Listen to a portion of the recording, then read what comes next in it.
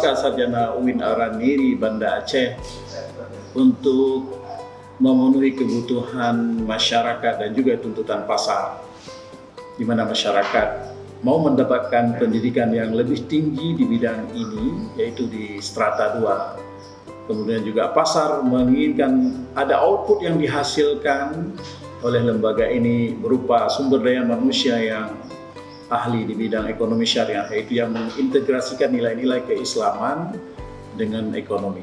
Apalagi dikaitkan dengan pelaksanaan syariat Islam di Aceh yang diatur secara legal formal, menjadikan ini sebagai momentum yang sangat strategis untuk pengembangan program studi ini, khususnya di Aceh dan umumnya di Indonesia. Saya rasa prodi ini memiliki keunggulan di dalam menyelenggarakan pendidikan dan pengajaran khususnya di bidang ekonomi syariah secara profesional, kompetitif, integratif, dan interkonektif, karena memiliki suasana akademik yang mendukung, memiliki sarana dan prasarana yang memadai walaupun masih menginduk kepada UIN Araniri. Kemudian juga memiliki sumber daya manusia yang sangat mumpuni. Kita memiliki tenaga pengajar yang expert di bidangnya, dan ini alhamdulillah sangat membantu mendorong terciptanya iklim akademik.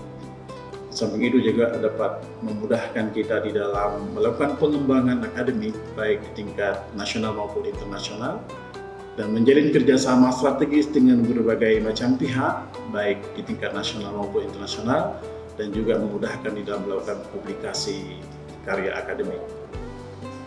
Untuk mencapai visi misi yang telah dipaparkan sebelumnya, maka dalam hal ini program studi ekonomi syariah memiliki strategi untuk mencapai visi misi tersebut.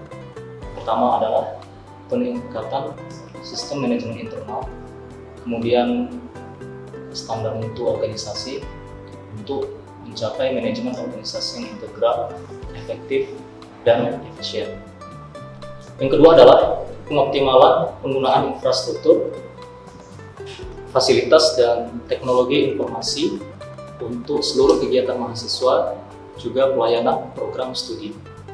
Ketiga adalah peningkatan profesionalisme sumber daya manusia, dalam hal ini tenaga pengajar yang expert di bidangnya, demi memajukan kegiatan mahasiswa dan juga layanan manajemen program studi. Selanjutnya, langkah yang berikutnya adalah pembudayaan pelayanan prima dalam seluruh kegiatan mahasiswa dan program studi. Selanjutnya, penyusunan kurikulum berbasis KKNI yang disesuaikan dengan para pihak stakeholder dan tentunya menyesuaikan al-hasbi zaman wal makan. Kemudian peningkatan ilmu akademis dan penguatan kompetensi dosen dan mahasiswa, terutama dalam bidang pendidikan pengajaran, penelitian, dan pengabdian berbasis riset.